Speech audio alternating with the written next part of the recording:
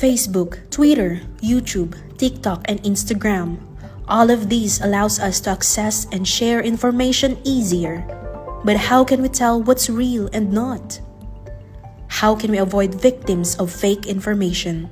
We have what we call spot.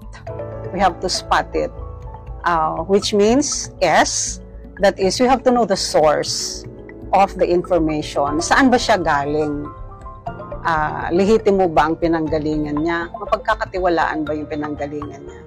And then we also have to ask ourselves, what's the purpose of the information being narrated or being shared? Ito ba ay paninirang puri? Ano yung kanyang pakay? And then the third one, O, ownership.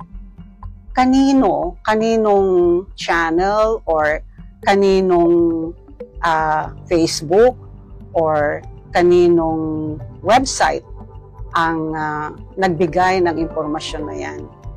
And also, letter T, which is time, kailan? Kailan siya na-post? Kasi baka naman 10 years ago pa yon, tapos pinapalabas na parang ngayon lang siya.